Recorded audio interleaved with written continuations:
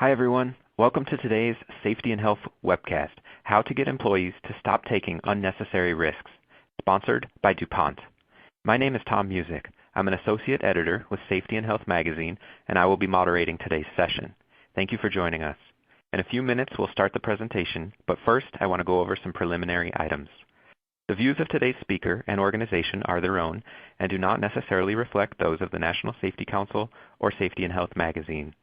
Any mention of a commercial enterprise, product, or publication does not mean the council or magazine endorses those items. At the end of today's webcast, we will conduct a Q&A session. To ask a question, type it in the text box in the lower left-hand corner of your screen and click the button for Submit Question. Feel free to ask your question at any time during the presentation. We'll try to answer as many questions as possible, but because of the large number of today's participants, we might not get to every question. However, any unanswered questions will be forwarded along to today's speaker. For basic troubleshooting information, click the Help button, which is located on your screen. At the end of the webcast, you will be asked to complete a brief evaluation survey. I can let you know more about that after the presentation. This webcast will be archived, so you can access it after today's live event. To view this webcast and all of our past webcasts, go to safetyandhealthmagazine.com/events. Again, that will be safetyandhealthmagazine.com/events.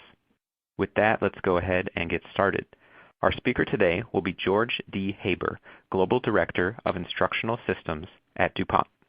George joined DuPont in August 2012 after working for 12 years as a university professor. In his current role, he consults with external and internal clients on aligning corporate strategies and goals with organizational development activities. Thank you to all of you for tuning in to this presentation. And George, whenever you're ready, go ahead and take it away. All right. Good afternoon, everyone. I'm George Haber. First of all, I'd like to thank the NSC for this opportunity. I've really enjoyed working with you guys putting this together. Before I start, I'll tell you a little bit more about myself. I hold a Ph.D. in Workforce Education and Development from Penn State University. And I taught, as was mentioned earlier, for about 12 years in higher education between Penn State University, and I finished my higher ed career at Old Dominion University. My technical background is in construction. I'm trained as an electrician, been a home builder, and also a pretty good stint in elevator construction. So, with these two areas of both safety and academia, as well as practical, technical sense, my team and I think, have put together a pretty good tool here that focuses on how to help employees to stop taking unnecessary risks using what we call the risk factor journey. So, what does the journey look like? I have lost my navigation controls. Let me push live view again. The button wasn't working. Okay, I got it back. So what does the journey look like? I'm really going to show it to you in these 5 steps or 5 objectives. The first thing is we're going to spend a good amount of time talking about the human element in safety, and then we'll talk about what the risk factor is, why choose the risk factor, how to implement the risk factor, and the last thing we're going to talk about is we're going to look at the risk factor in a case study of one of our larger consulting clients. So, where do we start? Let's start with the human element in safety. If you think about risk, the common element in safety and risk is the human element. Facilities, tools, equipment, and processes change, but at the heart is the human, and humans take risks. Therefore, we have to know why humans take risks. Because risk is all around us, and we are all risk takers. And that is what is really new about safety.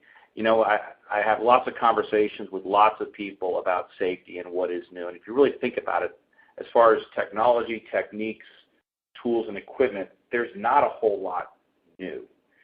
In fact, if you think about safety systems in and of themselves, they focus on processes, procedures, rules, and systems. These focus on or are built on the premise that cognitive and behavioral elements, otherwise the things that people have to know and perform connected with consequences, either positive or negative, for that. We just had a power surge. Are we still there?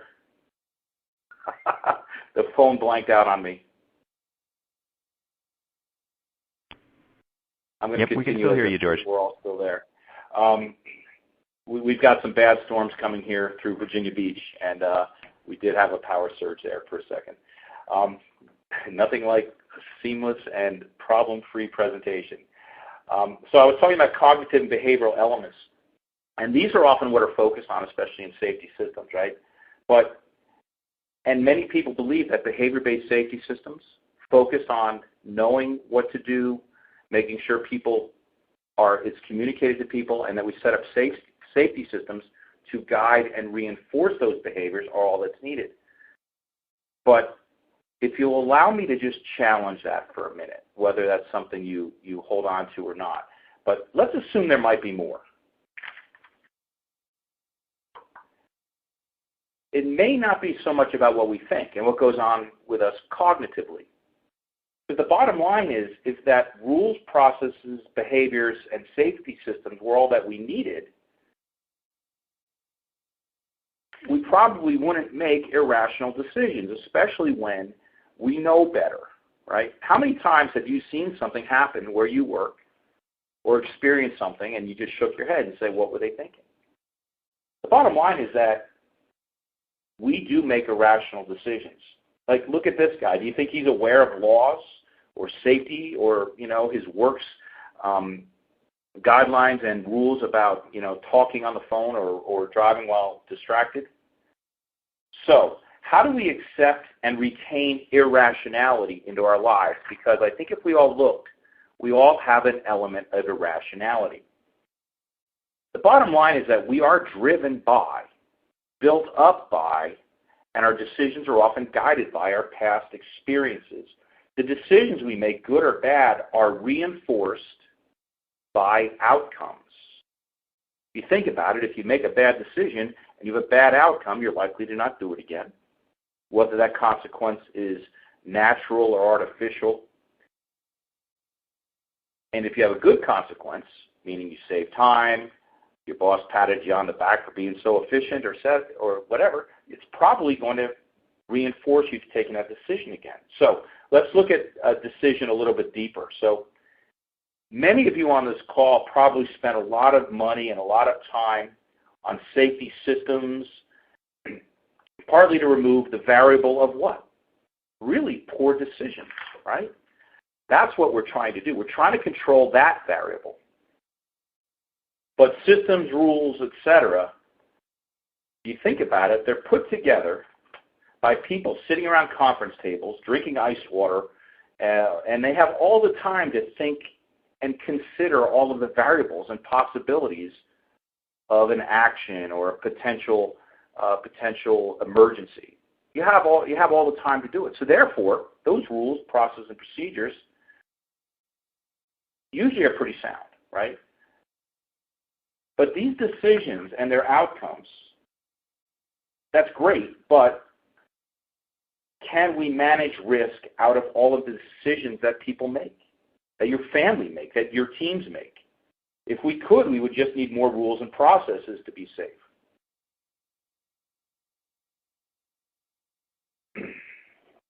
We have to realize that often things happen to us that those people sitting around the table haven't anticipated, that there's something goes a little wrong, and we're going to have to rely on people to make their own decisions in real time, under real circumstances. And since these decisions are outside of your predicted set of circumstances, we can conclude that we and the people who work for us routinely make risky decisions. And we know that these decisions are based upon not the rules you've developed, not those safety systems and processes, but by, I'm going to ask, does anybody remember? They're being made based upon experiences and circumstances. And we know that automatic and intuitive decision-making is based upon what Daniel Kahneman calls the fast brain. I'll talk more about Daniel Kahneman in a few minutes. And it's funny because the first time I did this presentation, the most emails I got was asking me more about Daniel Kahneman, but we'll come back to him. But Daniel Kahneman calls it the fast brain. This is the brain that we use to make those quick decisions. Something happens right in front of us. Somebody cuts us off. Somebody says something to us. Something happens outside of our expected, something happens outside of the expected. Kahneman talks about that the decisions made in that type of circumstance are heavily influenced by the feelings and emotions related to that time, that place, and that circumstance, often taken in purely by vision. But what we've learned is that feelings, that feelings definitely have an influence on that intuitive decision making. So we can conclude now that there is a difference between how we might feel and how we might think about any given situation or circumstance. Think about it. If I have time to slow down and think about this thing that's happening right in front of me, I might make a different decision. If I don't have any time, I'm going to make the decision based upon what I see and make a very quick reference to my experiences within the context of the circumstance. And the bottom line is, whether we like it or not, this reasoning is going to lead to a decision and it's going to lead to an action, good or bad. And the bottom line is, and I think we can all come to an agreement on this, is that traditional safety practices cannot fully account for how people perceive, interpret, or respond to risk in real time and under real circumstances. So great. What did you learn on the webinar? Well, this guy got on the phone and just told me that I got all sorts of problems I didn't even know I had. So where do we go with this? Well, let's play around a little bit with the latest research, right? So, there's a lot of discussion around today's pop science. In fact, you see some advertisement in apps, and they're all talking about neuroscience and the latest research around it. But to tell you the truth, I see a lot of this stuff, and it's actually rather affirming for some of the work that we've been doing with the risk factor. Some of the discussion around neuroscience and decision-making is around levels of consciousness with decision-making. We have conscious, we have subconscious, and we even have pre-conscious states, which is very interesting, another topic for another seminar. I would say that if we were all sitting around having a cup of coffee and having a discussion on this, we could probably all agree that decision-making, especially decision-making around risk, should be moved to the more conscious and executive decision-making parts of our brain, right? I mean, it'd be hard for anybody really to disagree with that. But is that all we need? Is that it? If we're fully conscious of our decisions, does that mean we're likely to make a better decision? Are we able to make a more rational decision at this conscious state? Or is there another dimension that we have to consider? Does the fact that we're operating in a fully conscious state eliminate poor decisions from our day? So I mentioned earlier a guy named Daniel Kahneman. I'm going to go ahead and just animate all these on here. Now, Daniel Kahneman wrote a book called Thinking Fast and Slow. He actually won the Nobel Prize for the model. And he talks about the different ways decisions are being made in different circumstances. And one of the common variables in that difference has to do with the amount of time you have or the amount of time you take to make a decision. He talks about decisions in these really three different, I was on an airplane back in October, and I picked up a copy of Harvard Business Review, and he found that he had actually written another article. It was called Noise. And he was talking about how noise, and I'll define that for you in a few minutes, how that impacts our decision making. So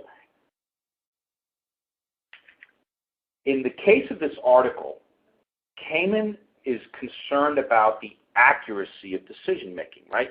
So when we look at these, we want accurate decisions. In the far left target there, we want them to be accurate and consistent, right? Now, so he starts looking at and discusses the causes of faulty reasoning and decision making. He classifies them this way. So first he talks about decisions that are based upon an established bias, right? We hear this term bias, right? So bias, as we look at this target, is a consistently poor decision. It's off target, right? A good example of this would be, you probably have that road that you drive on the way home, and there's never a policeman there, right? So the speed limit's a little slower than you think. It's 35. You do 45, right? And the first time you're probably kind of cautious about it. You're probably looking around. But eventually it becomes part of your subconscious decision-making because you have formed a decision-making bias. And you are equating the fact that you've not had a negative consequence with the fact that it's a good decision. Okay? But it's not, right? Roads are engineered, and people look at them and what's a good speed, what's a safe speed to travel. But you've kind of pushed that aside, and you've created a biased decision, which is creating a consistently bad decision.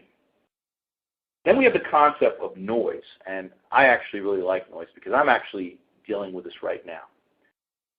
Noise is when you have too many variables relative to the decision that you are unable to factor quickly to make a good and accurate decision, right? And the best example I can give you about this is buying a car.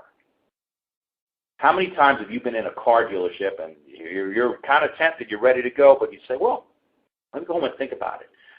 And then it's at home when you really kind of, wait a minute, maybe this, maybe that, maybe this is a better decision, right? The bottom line is when you're sitting there in that car dealer's chair, all of the variables around that decision are too difficult for somebody who doesn't work in a car dealership, doesn't understand finance to that level, to comprehend. And therefore, you're going to make inaccurate decisions all over the place. I hope that makes sense, because I'm actually going through that right now. So what's the answer? What can we do? Well, we address these two errors of decision-making in what we call the risk factor. The risk factor is what we like to call it a transformative event, because it's more than just a workshop. It's a series of workshops. And what it does is it takes people to a level where we really start to identify what are some of the biases that you as an individual have that lead to decisions in your life that are riskier than they should be. We'll look at that a little bit more in detail. And we train people on how to make fast brain decisions with greater accuracy and the ability to assess risk much more quickly. I'm going to take you through some of the steps. So the first, as you see this is the risk factor for employees. It's 4 modules: own it, choose it, change it. I'll show you the objectives to those briefly. The fourth one is lead it.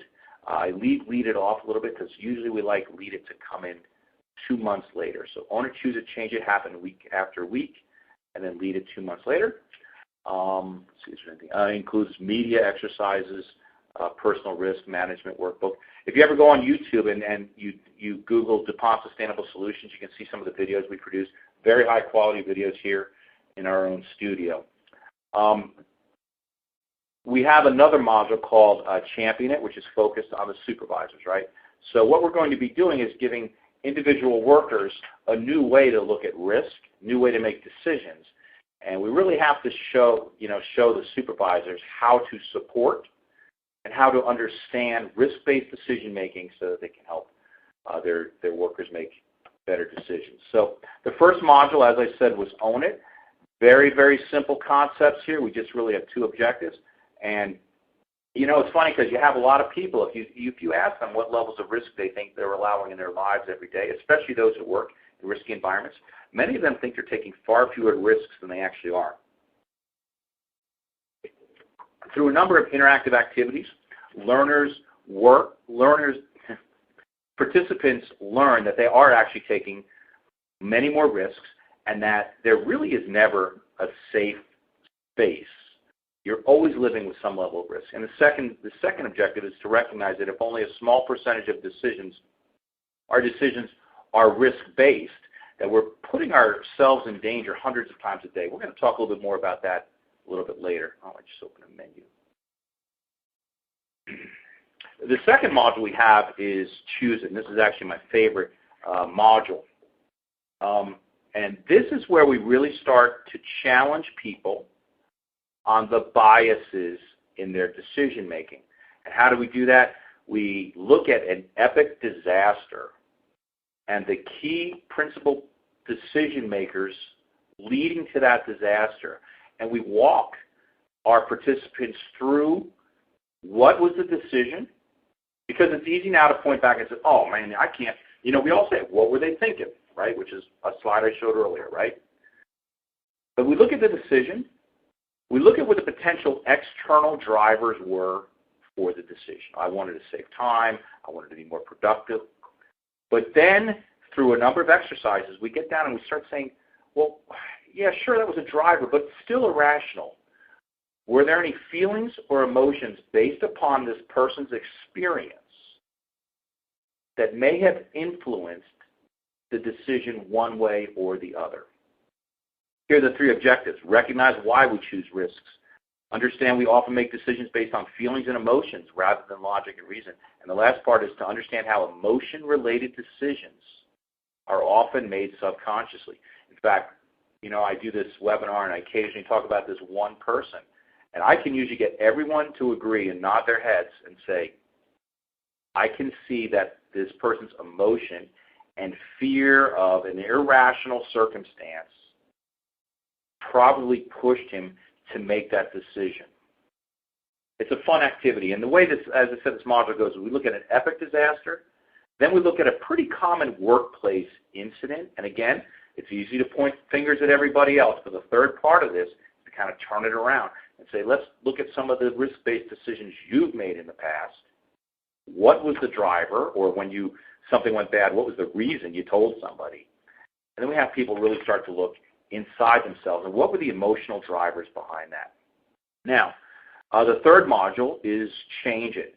Now, remember we talked about bias, right? So the last module on Choose It, we're really focusing on identifying the biases people have and mitigating them by showing the irrationality of those biases. Now, when we get to Change It is all about the noise, okay? It is about how do we look at risk, especially those risks that might happen right in front of us, and how do we quickly assess risk and make better and rational decisions. And we do that by acknowledging the role of conscious and deliberate actions in reducing personal risk, change the influence decisions in order to reduce risk. And the last thing is to use our tool, which is pause, process, proceed. Much more detailed than that, of course, to reduce personal risk and the risks of others. Again, these are focused on that noise part, right? It's a real complex model, right? So when we look at Kahneman and we have the fast brain and the slow brain, which is probably going to make a more accurate decision? Well, usually that's the slow brain, right? We've also presented to you that there's a problem that many things happen to us where we have to make quick or fast brain decisions. This tool is meant to give you the speed of the fast brain with the accuracy of the slow brain. The last one is champion it. Again, this is about persuasive leadership for supervisors. And basically we apply the principles of own it, choose it, and change it to reduce risk through authentically engaging employees to persuade change. And we also want them to demonstrate how to use the risk factor tools to reduce risk. Now, the champion is built upon a leadership model called the persuasion model. And we use the persuasion model and we practice the elements of persuasion, right? If you think about a supervisor's role, their role at least a primary role is to make people do stuff, right, which really often requires persuasion. And it's often a level of leadership.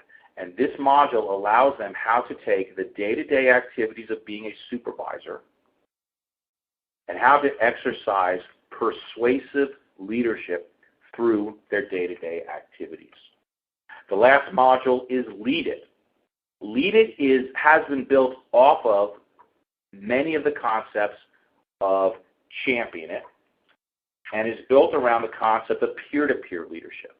These three modules, these three objectives are to demonstrate the ability, again, to apply, own it, choose it, change it, demonstrate the ability to authentically engage coworkers to persuade them to reduce risk, and you see that word persuade again, and then to develop an understanding of authentic, persuasive, peer-to-peer leadership to inform, inspire, and influence.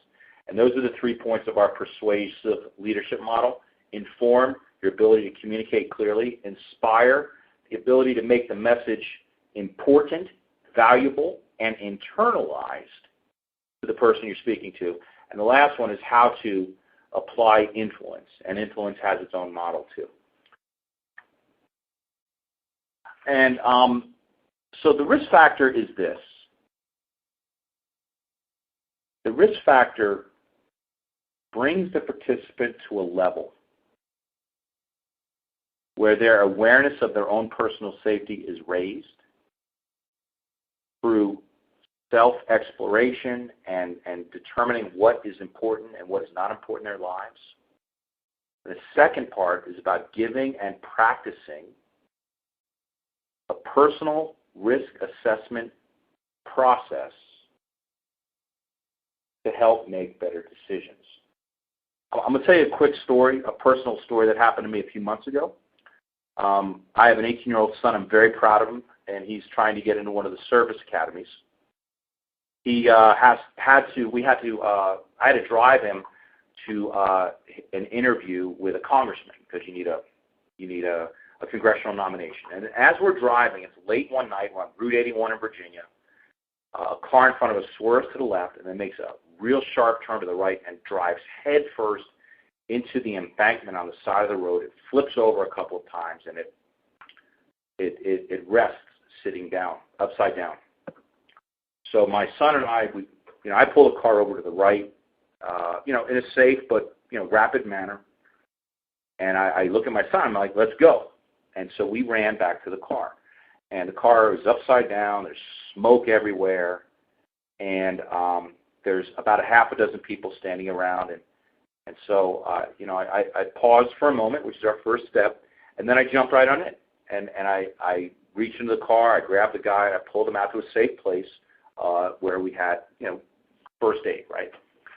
And waited for the police and all that. And the guy was okay. He was in shock. He was going in and out of consciousness. But, the guy was okay.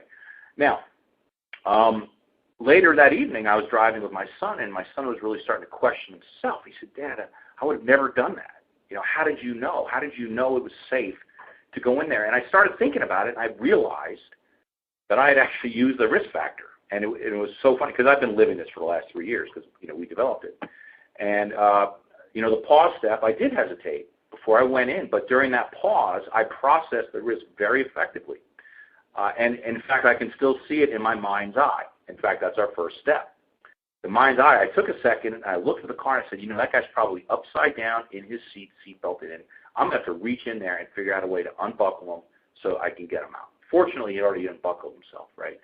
Or he wasn't buckled in, I don't know. But I did see that in my mind's eye. And our second step is to use what we call the total observation method. So I looked above, below, behind, and inside what I was going to do, and I smelled, I touched, I smelled, I listened, and I touched. So I remember looking at the car, and it was a late model Toyota. I know those are good cars, and they have strong unibodies and very strong chassis. So I felt very confident it wasn't going to crush in on me. The other thing I remember distinctly was I told you there was smoke everywhere, but I remember smelling it, and I could tell it was coolant. I knew nothing was burning. It was just, the radiator hose or something like that, or the radiator itself had burst open and the coolant hit the hot engine block, and that was it. And the third thing I remember doing was looking over, seeing that a number of cars had stopped, which created a barrier. So the highway traffic was taking a wide course around me. So grabbed in, pulled the guy out. Now, I'm telling you the truth. I went through this analysis in a matter of 5 seconds. Very quickly, just by using these steps. Now, the last step, as I said before, is proceed. And I'm going to tell you, proceeding into a habit, and here's the thing, right? If it was my job to lower my personal risk, should I have done that? Should I have gone in there and tried to help the guy? No. And that was consideration too, right? We sometimes talk about instinct, right? Preservation of self, preservation of species, right? And that was probably my initial inclination, was to help this guy. But there's a point at which you have to consider your feelings, remember? Within the circumstances, right? And if I had allowed my feelings to make those emotions and, fear or apprehension or concern for myself, I might not have done it. But fortunately, I was able to use the risk analysis to basically mitigate my fear and to move forward with confidence. And we all know that a worker working around risk with confidence is much safer than somebody who comes in hesitantly. So I just wanted to, I just wanted to bring that up. So there's an example of the use of what the risk factor gives you. Consideration of feelings and emotions in your decision making, and a very good in real time tool for assessing risk. So, why choose the risk factor? Well, I've covered some of this, but let's get a little more detailed here. There's a kind of an internet concept floating out there. Nothing's been truly validated that we make up to 35,000 decisions a day, often without even realizing it. And that has to do with those levels of consciousness and subconsciousness. So it's an interesting concept. I'm sure a few people are out there scratching their head. There's no way we make 35,000 decisions a day. So I decided to validate it. I looked at 3 sources, 3 activities of daily living. Speaking. We speak between 13 and 16,000 words a day. You could argue that each of those words is decided based upon a level of subconscious decision making. Driving. The Department of Transportation and OSHA estimate that you make about 200 decisions per mile that you drive. If you drive 10 miles in a day, that's 2,000 decisions. Heck, we make close to 300 decisions a day just based on food and what we decide to eat and the way we eat. So if you take those 3 activities of daily living, I didn't keep count, but you're up near 21,000 decisions just doing those 3 things. 35,000 decisions is not really that far off of that. There was a study done by Stanford University about the number of decisions that people make in a day, and they quantified making at a level of consciousness. It was a prison study, right? They said, look, about the average person makes about 1,000 conscious decisions a day, whereas a prisoner makes about 200 decisions a day. But if you take that 1,000 decisions, it basically becomes a small amount because of all of the decisions that we're making subconsciously. I think the number is extremely valid. Now, if we look at that volume of decision making, and if we apply this, if only 1% of those decisions are risky or based upon a decision about risk, technically you're putting yourself at risk or a danger 350 times a day, or 21 decisions per hour awake, or even 1 decision every 3 minutes. But that's not, actually that's pretty mild. The bottom line is very few people actually work in isolation. And you put yourself around other people, 1% of decisions times 10 people, you're looking at 10 risky decisions every 3 minutes, 100 people. We can all do the math. You get to 1,000 decisions every 3 minutes if you're working in a large organization. But the question is, how much risk can you afford? And here's the question. While many of these risky decisions may be guided by some process or procedure, many are not. And if you look at this picture, what decisions are being made that are outside the scope of planned processes and procedures? We don't know. And the question I would have to ask is, what is guiding the people making those decisions? And how aware are they of those decisions? Because the bottom line is, only 5 to 10% of the decisions you make are fully conscious. They're ones that you can remember, that you've slowed down and reasoned and made a fully aware and conscious decision. So that's the risk factor. That gives you a high-level overview of the intervention. Talk to you a little bit about how it's best implemented in an organization. Now, I stumbled over my words a little bit earlier. We have to remember, I'd like to emphasize that it's not just a workshop. This really is a transformative event. And to tell you the truth, if I were just to teach people about the tools and the processes of making these better risk-based decisions, I could probably do it in an hour and a half pretty quickly. But the bottom line is, knowledge or information without valuing it, or the informed part of our influence chain. You need to have both. I have to know what to do, and I have to value it. And the way I value it is by knowing that I have a gap. That gap is potentially fatal to me and others, and that I have a way to remedy or fill that gap. Now, the risk factor is designed for a comprehensive rollout to a complete stratus of an organization. As you can imagine, it would be difficult to have a large organization and a small part of it making risk-based decisions using a different process than other people, especially if they end up working together on a team, right? So we always recommend that it may be a specific plant, but the whole plant has to do it, or the whole organization. We're going to do a brief case study in a few minutes, and I'll give you an example of how that works. Now, leadership buy-in is the key. Oh, how did I go back? So leadership buy-in is the key. We have ways that we're going to illustrate how leadership can be actively engaged in the rollout of the risk factor. Now, this is a real important part here. The risk factor is an extension of, not a replacement of, current safety efforts. In fact, at an organizational level, it's imperative that you do have processes and systems in place for safety. This is meant to take that to the next level. And also, we have the ability to customize. And this is important. I'm going to show you in the case study how we did it for a particular organization. But customization, tying previous safety initiatives to branding and visioning around safety is critical and very easy to do in a customization. So here are the implementation guidelines. The first thing is that DSS, that's DuPont Sustainable Solutions, we deploy to the stakeholders. We usually do this through a small select group that's making the decision about whether or not to use the risk factor. Then we apply the customization requests. The case study you'll see was an entire day sitting around with their safety people, going through every line of the facilitator's guide, rewriting, changing some images, and training our trainers specifically to emphasize and value the previous safety efforts of this organization. The next step is that it's deployed to the executive team. In the case example I'm going to show you in a few minutes, we deployed to the chief operating officer, all the VPs, and the high-level managers. Then we look for executive team endorsements.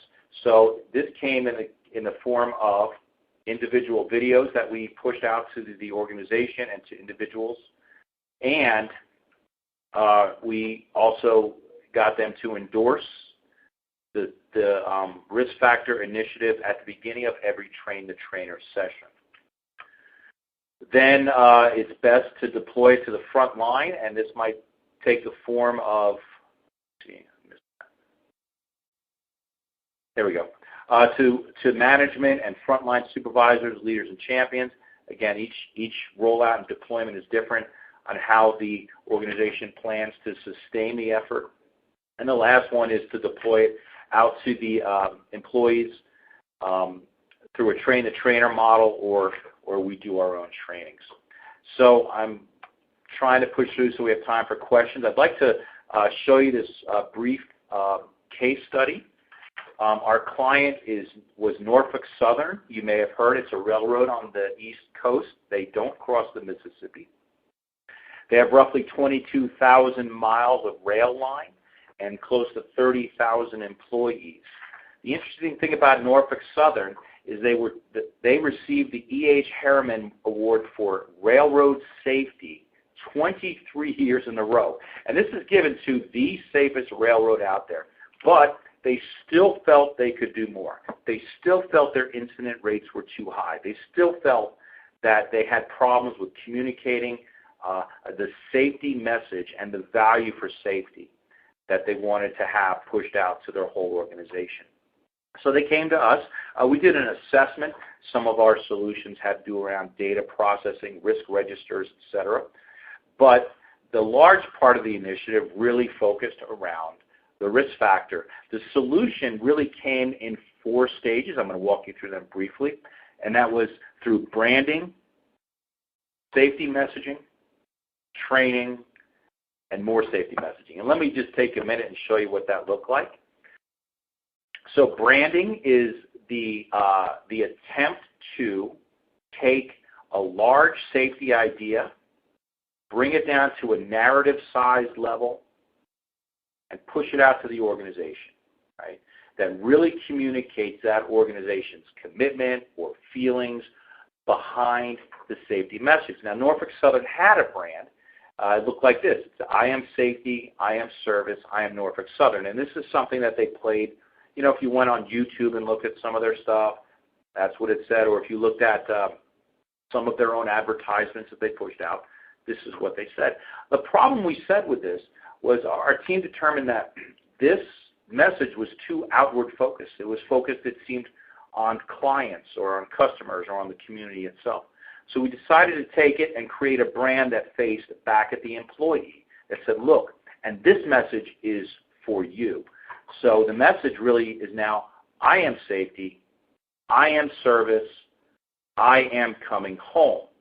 The idea was to start to make safety personal to the individual, start to make the learnings and such around that connected with the concept of, instead of saving 45 seconds taking this risk, I want to connect my behavior and my decision making with going home.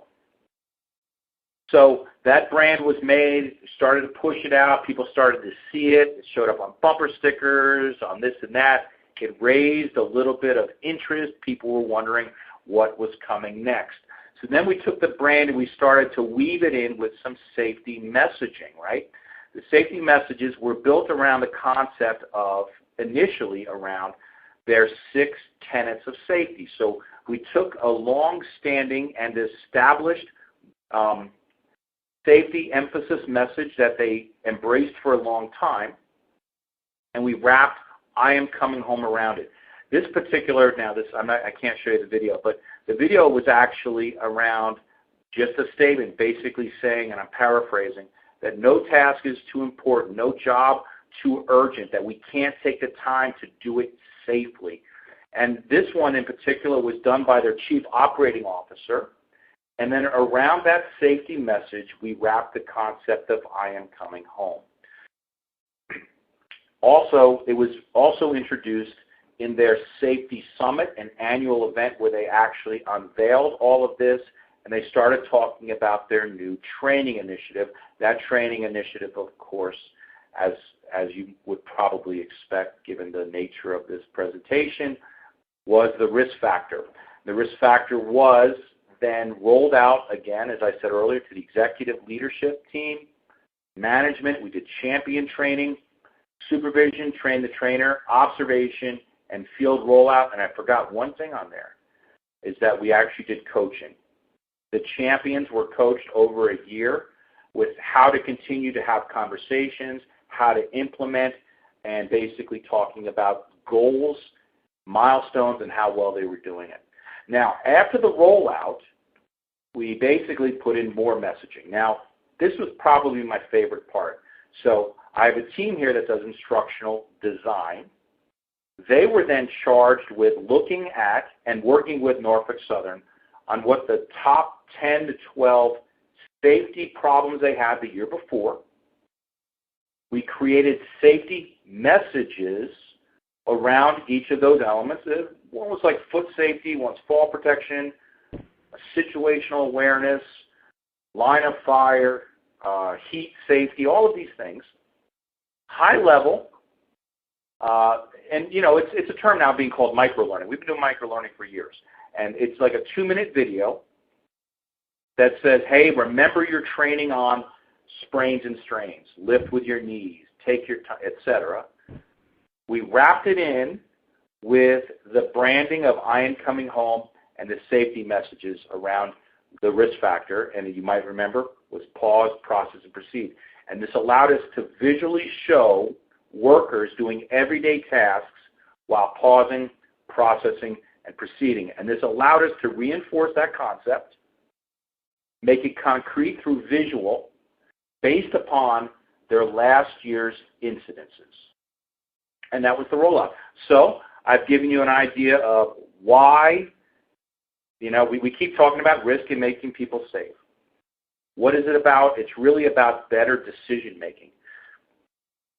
We've covered the concept decision making is often much more complicated than we think, right? We have conscious level decision making, various levels of subconscious decision making, and we sprinkle in some emotions and experience, and it becomes very unpredictable, right?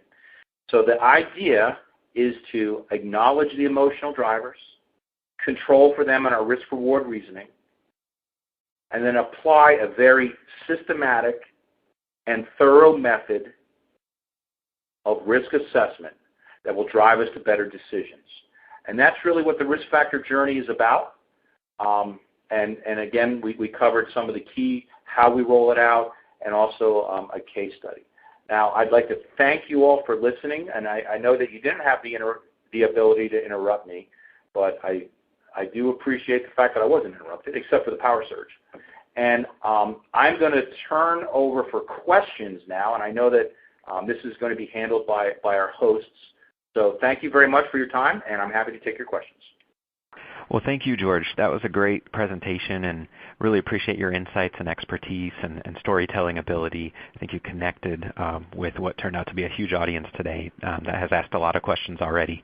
So before we start the Q&A session, I just want to remind everyone about the evaluation survey that we're asking you to complete. The survey should be appearing on your screen. Your input's important because it will help us improve future webcasts. We do look at what you have to say. If you don't see the evaluation survey on your screen, please go ahead and turn off your pop-up blocker. You also can access the survey by clicking the survey button, which is near the lower right portion of your screen. And with that, we'll get to some questions. And as I said, we have a whole bunch, and anything that we don't get to will be forwarded along to George. So let's start with the first question. George, how is this program different from behavior-based safety? So So it's funny because when you look at behavior-based safety, it's really hard to define, right? But when I look at behavior-based safety, I see a system of rules, processes, and procedures and consequences associated with them. Some organizations are very good at doing it, right? We have signs everywhere. People are very well trained, and it's constantly reinforced. But when we look at the one slide where I'm trying to remember the slide where it says that I forget what the slide says, but basically the bottom line is we can't anticipate everything that's going to happen to somebody on the job. And I think that kind of an assumption of behavior-based safety, fully integrated behavior-based safety systems, is that we can, right? Is that if this happens, then do this. Here's a rule. Here's the process. Here's the procedure. What we want to do is we want to take people a step before that and say, let's just acknowledge some of the reasons why you might make a risk-based decision. Let's look at it from your perspective, specifically to you, and let's give you a tool that when there is not a behavior-based safety system protocol to follow, that you can make a better decision, right? Now, I know this makes a lot of people nervous, right, because what are we doing? We're actually, to some extent, creating little independent risk assessors, right? But the bottom line is we have to do that. I just think that we're concerned. We have to be concerned. And to summarize the point, it's really this. We're going beyond behavior. we're focusing on decision making, making people more accurate and better equipped decision makers. Good question, thank you. Yeah, thank you. Next question, a lot of our audience members, some are from small companies, others are from huge international companies. What size company is this program most appropriate for? Well, we can make it work for anybody. I really can. And, the larger companies, you tend to have more logistical problems. But, if you take an organization where people are having to take anybody who needs a higher level of risk awareness and ability to make a better decision, that person can make better risk-based decisions, and the organization can be. It doesn't matter the size. We are a very agile delivery organization, can help guide and or help deliver this to any organization. And you know why it works for any size organization? It's because we're really focusing on the individual. We really are, right? This is a system that empowers individuals. So whether I'm empowering 5 people through this or 30,000, which is the number at Norfolk Southern, it's powerful for anybody. And then how important is it to have executive buy-in for this program? I think it's extremely important. It's a huge shift, right? So I see somebody's question on here that asks about like older workers and stuff like that, right? So I'm going to kind of combine the two, right? Mm-hmm. The concepts, the approach concept is I think a little more easily accepted maybe by younger generation. When you have an older generation and the response might be, look, man, you get paid to come here to do what you're told, to do it safely, and that's it, right? You might have a little difficulty with that. And that's why having a more senior leader with credibility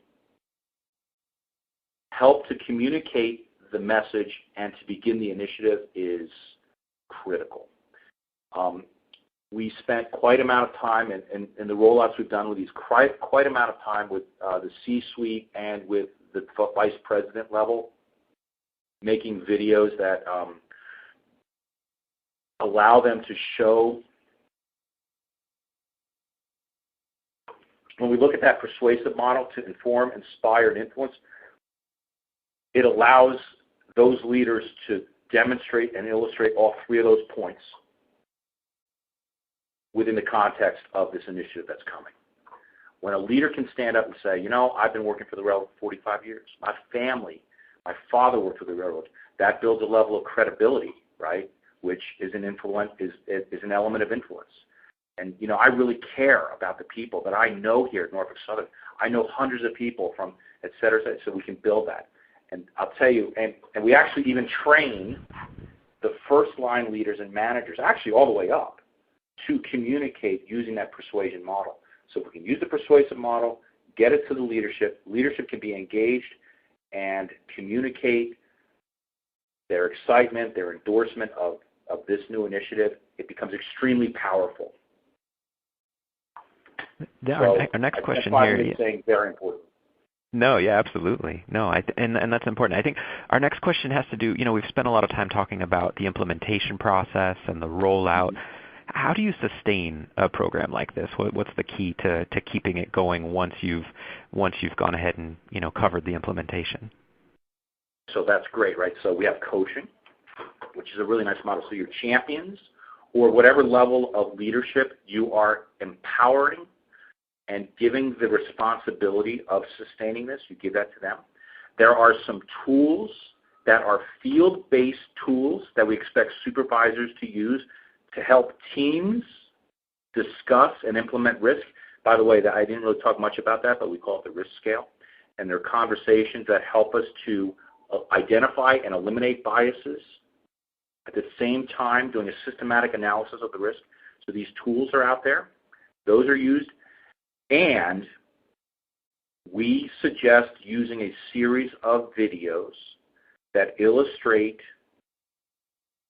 using pause, process, and proceed in the completion of duties and functions of everyday work. You combine those three things along with a branding and messaging campaign, you can really keep this going. And to tell you the truth, I hate to say this, and the people are going to get mad at me, the people who sell those little risk scale cards. I would hope that in a year I didn't see too many of those. Why?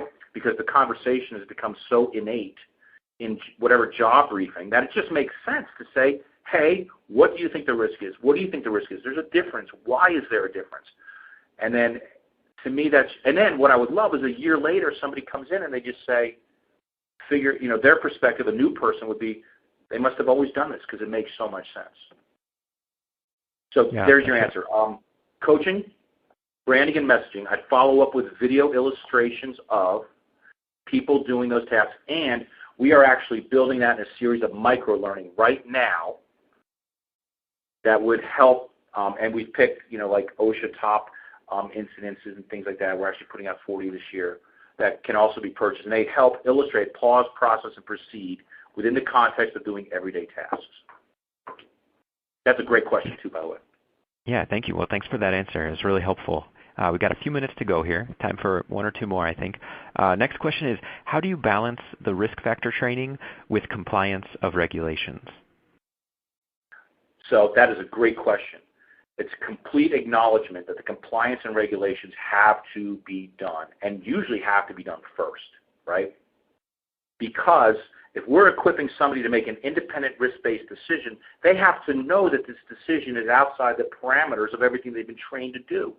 They have to be able to say that, right? We can't have somebody who's, a fireman making his own risk-based decisions if he hasn't been trained as a fireman, right? So you've got to get that first. And I will tell you that our work with Norfolk Southern, that was their big concern. They've done quite a bit of work with behavior-based safety. The railroad industry is very rule and regulation laden, and they wanted that. So it was acknowledged right up front, this is not a replacement, this is a combination. So people will not get the risk factor unless they've been through the onboarding procedure, they know their rules, regulations, and they're sufficiently trained to do the things every day they're supposed to do by the organization. Then the risk factor becomes a very good next level extension. For those of you listening, we have something in Bradley called the Bradley curve, right? Basically, what we call that type of training in the behavior-based safety system, we put workers and organizations in what we call the dependent phase. Workers are dependent on the organization's training and safety systems to be safe. The bad side of that is when they get hurt, who they blame? It's not my fault. I was dependent on you, right? The risk factor, once we've got these safety systems trained, is that next step. Now, how do I value safety? How do I independently assess the decision I'm about to make, not just at work, but also at home and in transit? So I hope that answers the question. It does, yeah, absolutely. And then I think we got time for one more, just real quick, 20 seconds or less. Questioner says, this program sounds great. One of the things we see when injuries are happening is when employees are performing non-routine work. Do you use or do you think this program can be used in this manner? Yeah. That's a good short answer. No, it is. Well, and I got to tell you something. My experience is actually I prefer that work environment because I think that's where it's most valuable, right? We're doing work now with electrical supply company, distribution, transmission, and generation, right? Those people are out in the middle of a storm, and we're having a heck of a storm here in the East Coast. You think about those people. They're going to be making independent decisions all, as they're trying to get your lights back on, and they come up and they see a tree leaning upon a bunch of wires. They're feeling pressure to get the lights back on. They're feeling pressure by their boss. They don't want to be known as the guy who has to always call the tree people, right? Mm-hmm. They're the ones that are going to have to make, in real time, risk-based decisions based upon what they observe, right, with changing environment and changing variables all around them. And this is really what it's meant to help address. Well, I really Great appreciate question. it, George. Yeah, thank you, and thanks for all these great questions that everyone sent in. We have run out of time. Do want everyone to know those unanswered questions will be forwarded along to our speakers. But thank you to everyone. Thanks to George. Thanks to DuPont and everyone who listened into today's webcast. And thank you very much once again, and just have a great day. All right, goodbye, everybody.